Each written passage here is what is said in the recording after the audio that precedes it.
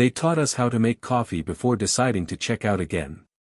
In the end, the galaxy's greatest truth turned out to be its simplest. Sometimes everyone just needs a good nap. Extinction protocol, they called it. An unfortunate incident. That's how the Galactic Conclave described it in their official statement. Just an unfortunate incident on the edges of charted space. A regrettable loss, but nothing to disrupt the careful balance of interstellar politics. What they didn't say was that Nova Haven had been home to 3 million humans. Teachers, engineers, farmers, doctors, children. People who had traveled 27 light-years from Earth to build something new under alien skies. Now they were ash, their colony a smoking crater visible from orbit. No warning, no declaration. Just silence.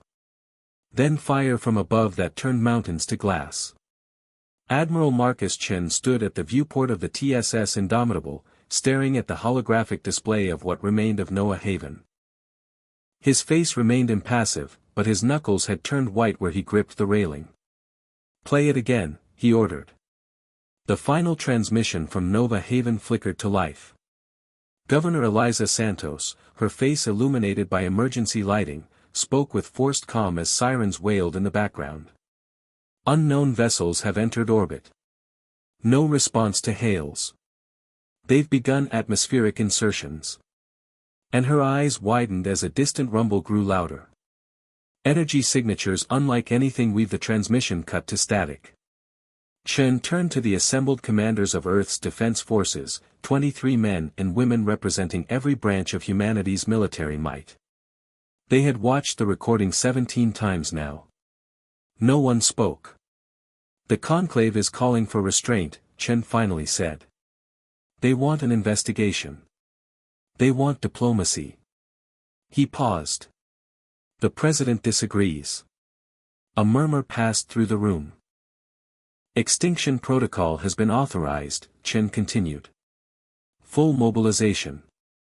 Every ship, every reserve, every private military contractor, every retrofitted civilian vessel capable of carrying weapons."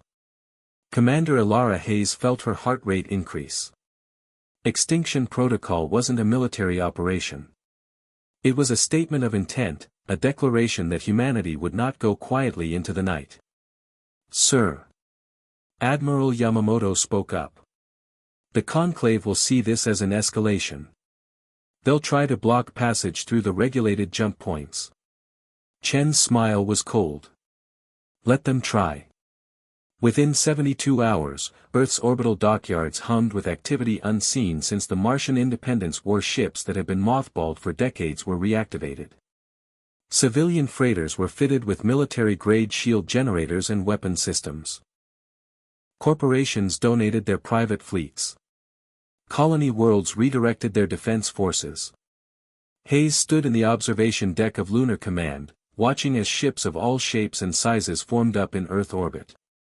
Her new command, the battle cruiser Nemesis, floated among them, its recently upgraded railguns gleaming in the sunlight. "Impressive, isn't it?" A voice came from behind her. Hayes turned to find Admiral Chin approaching. She snapped to attention. "At ease, Commander." Chin joined her at the viewport.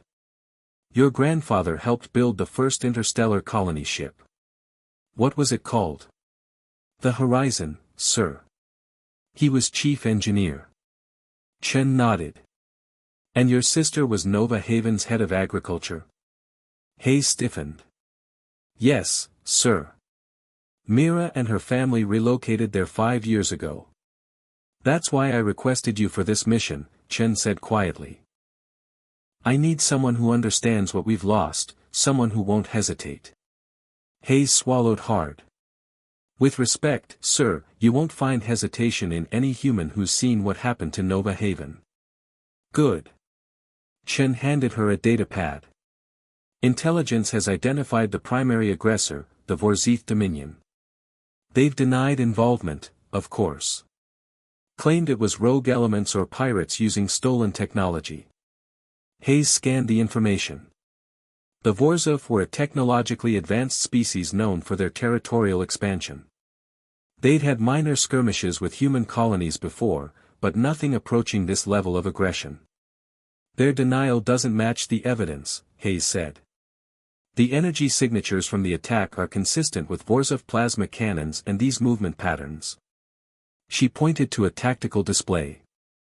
This isn't pirates.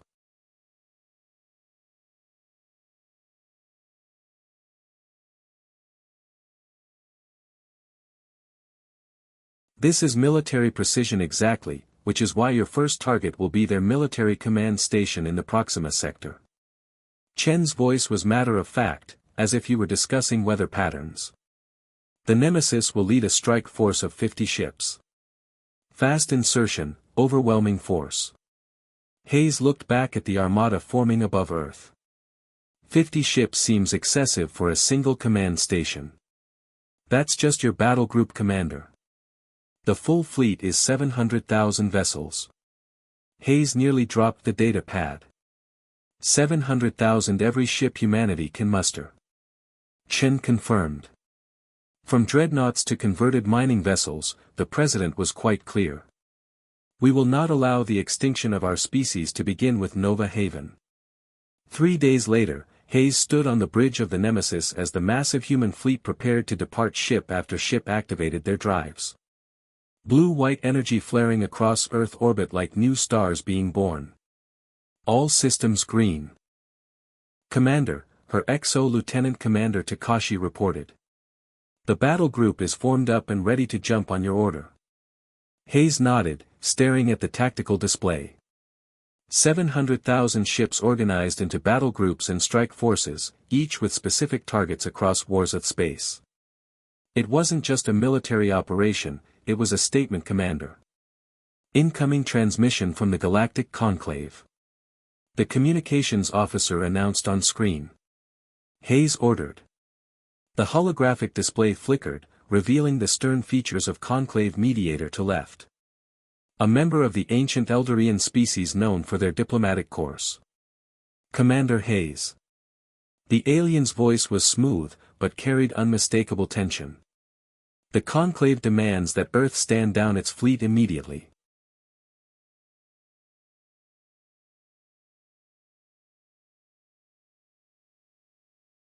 This display of military force is a violation of 17 different treaties and Mediator. Hayes interrupted with respect. Where was the Conclave when Nova Haven burned? Where were the treaty invocations when 3 million humans were reduced to the ash till Left's expression hardened? That incident is under investigation. If the Vorzov are found responsible, appropriate sanctions will sanctions, Hayes laughed, the sound hollow. 3 million dead. And you offer sanctions? Commander, I urge you to reconsider this course of action. The Vorzov Dominion spans 12 star systems. They have military capabilities that we've just seen demonstrated on our colony, Hayes finished. Message received, Mediator. Now here's ours. Humanity will not negotiate while our people's ashes are still warm. We're coming for answers and, if necessary, retribution.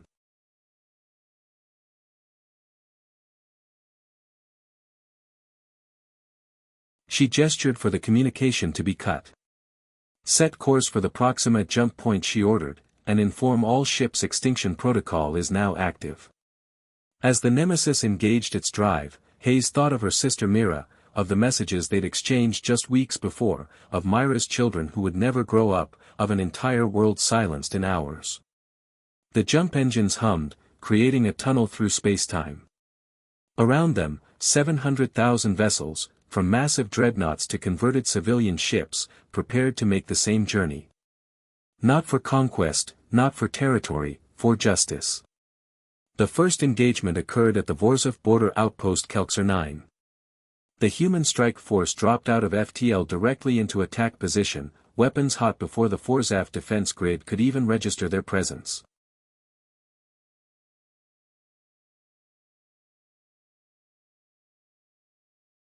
Hayes watched from the Nemesis as the first salvos tore through the outpost, shields like paper, minimal resistance.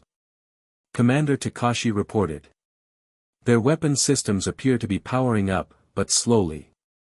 They weren't expecting us. Of course not, Hayes replied. They thought we'd bow to the Conclave's demands for restraint. Typical.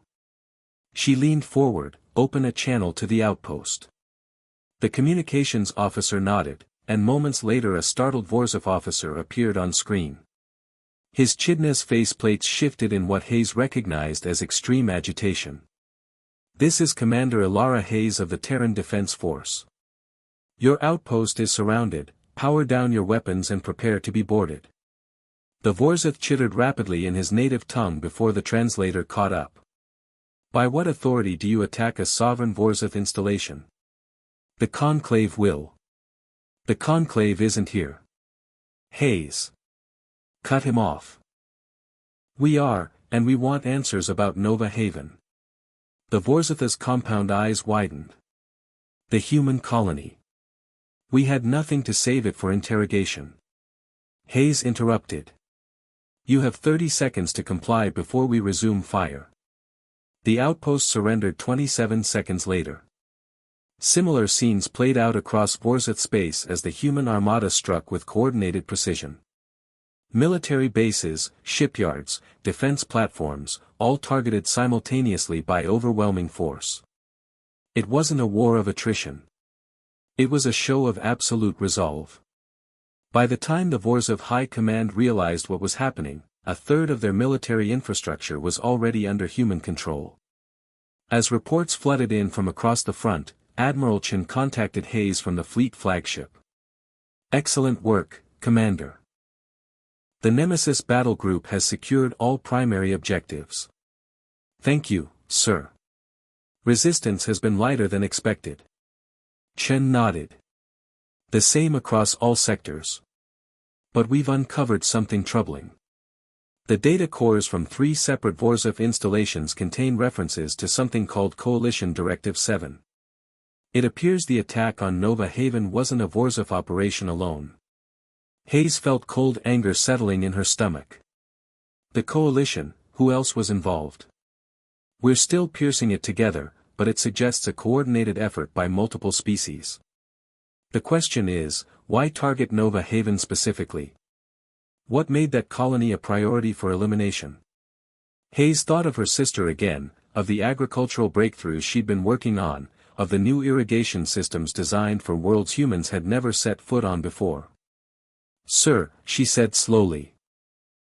My sister's last message mentioned successful crop adaptation trials. They'd modified Earth crops to grow in alien soil compositions without terraforming. Chen's expression darkened. Technology that would have allowed human expansion without the limitations of terraforming. A threat. Hayes finished. To species who see expansionism as their right, continue the interrogations. Chen ordered. I want names, I want locations. Every species involved in this coalition. As the human fleet pushed deeper into Vorzif territory, the galaxy watched in stunned silence. The species that many had dismissed as aggressive but ultimately harmless had unleashed a force unlike anything seen in centuries. Not a war fleet, but a reckoning. 700,000 ships moving as one, implacable and determined. The message was clear. Humanity would not be extinguished quietly, and those who tried would face the full fury of a species with nothing left to lose. Reckoning on the 12th day of the campaign, the Nemesis arrived at Shorel, the Vorzif homeworld. Hayes stood on the bridge, watching as hundreds of human vessels moved into position around the planet. The Vorzif defense fleet had been systematically dismantled over the past week, leaving their homeworld exposed. Main Vorzif government complex identified. Takashi reported. Their planetary shields are active but weakening at grid points 7 through 11. Estimate 3 minutes until breakthrough. Hayes nodded. Prepare landing crafts. I want boots on the ground the moment those shields fail. Commander. The communications officer called. Incoming transmission from the Force of High Command there. They're requesting terms of surrender. A murmur passed through the bridge crew. No one had expected capitulation so quickly. On screen. Hayes ordered. High Commander Kelzax appeared. His usually imposing frame somehow diminished. The Chidna's plates around his facial region had dulled, a sign of extreme stress in Forza physiology. Commander Hayes, his translator, conveyed the Forza Dominion formally surrenders to Earth forces. We request an immediate cessation of hostilities. Hayes kept her expression neutral. Surrender accepted. But this isn't over, High Commander. We want the truth about Nova Haven. The complete truth, of course. Kelzax's compound eyes shifted nervously.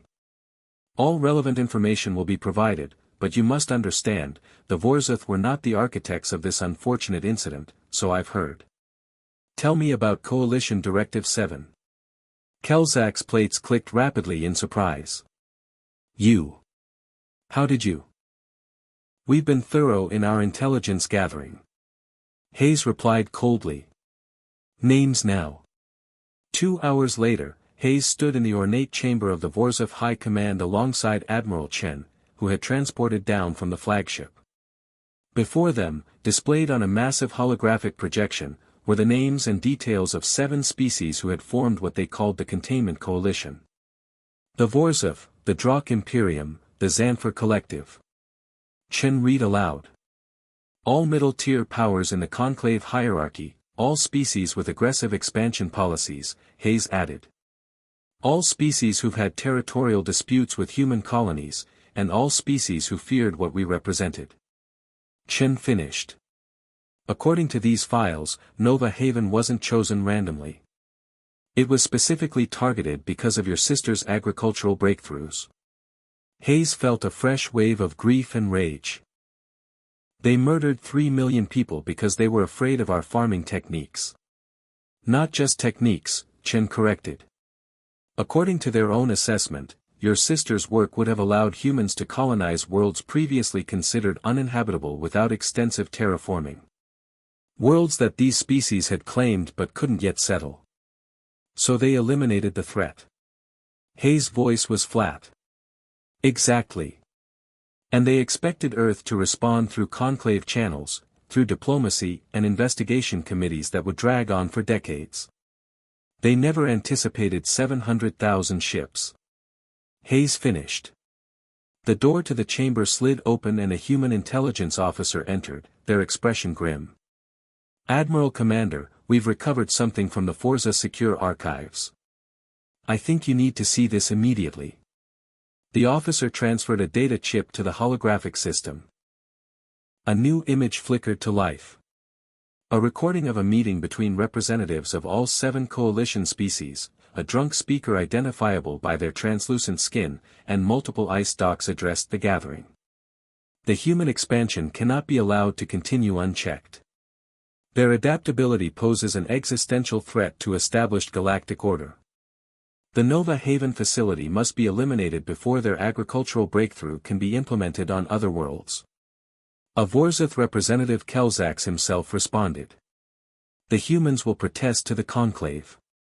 Let them. The drunk replied dismissively. By the time any investigation concludes, the evidence will be ash, and if they retaliate militarily, they will find themselves facing sanctions from the conclave itself. Either way, their expansion is halted. The recording ended, leaving the chamber in silence. They never expected us to bypass the conclave completely, Chen said quietly. They never expected 700,000 ships. Hayes turned to the intelligence officer. Where are the representatives in this recording now? Most have been captured during our operations. 3 remain at large in Drunk and Santhar space. Not for long. The fleet is already adjusting course as the human armament had expanded its operations to include the other coalition members. The Galactic Conclave called an emergency session mediator to left again attempted to contact Hayes, who now commanded the ground operations on Joro Commander. The Conclave demands an immediate audience with Earth's leadership. This military action has gone far beyond proportional response and threatens galactic stability. Hayes looked at the alien diplomat, noting the fear poorly hidden behind diplomatic language. The time for audiences was before Nova Haven burned. Now is the time for justice. This isn't justice. Taloth protested its vengeance on a scale that threatens to ignite a galactic war. No, Hayes corrected its accountability, something the Conclave seems to have forgotten. Did you know about Coalition Directive 7? Did the Conclave approve the elimination of a human colony?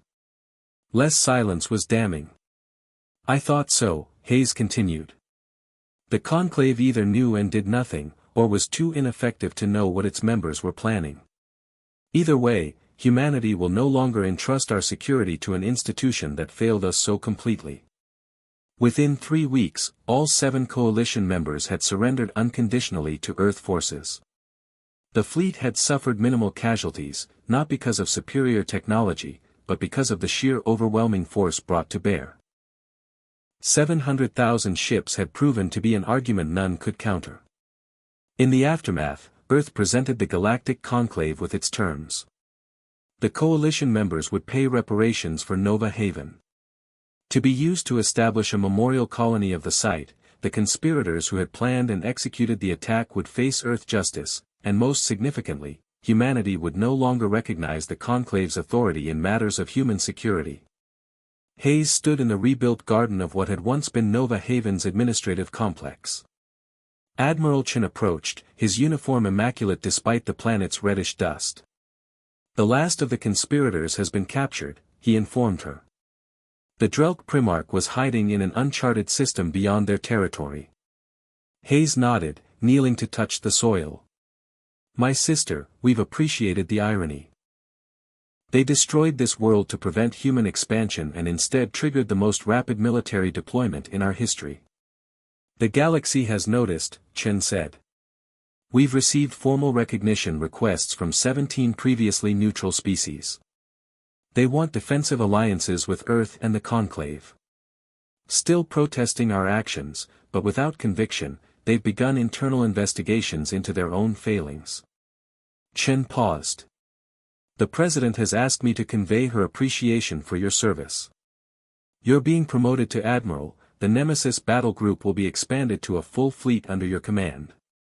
Hayes looked up at the sky, where the outline of human ships could still be seen in orbit. Not as many as before, most had returned to their regular duties, but enough to remind everyone what humanity was capable of when provoked. What's our mission now? She asked. Deterrence. Chen replied simply. The President was clear. Never again will we allow what happened here. The fleet remains mobilized. The shipyards continue production. From now on, humanity defends its own. As they walked back toward the landing craft, Hayes stopped at a newly erected memorial. 3 million names etched in earth stone brought across the stars to commemorate those lost. We should have been here sooner, she said quietly, finding her sister's name among the millions. We're here now, Chen replied. And the galaxy has learned a fundamental truth about humanity. What's that? That we don't start fights, but we do finish them. Chen gestured to the sky. 700,000 ships. Not for conquest, not for territory, for our people. As they departed Nova Haven, news spread throughout human space. The coalition had been dismantled just as had been served, and humanity had established itself not just as a species of explorers and innovators, but as a force that would defend its own with unwavering resolve. Across the stars, the message was received. One colony had fallen, and in response, humanity had risen, unified and determined to ensure it would be the last. The species that many had dismissed as newcomers to the galactic stage had demonstrated in 3 short weeks what others had failed to understand for centuries. Earth's greatest strength wasn't its technology or its numbers. It was its memory.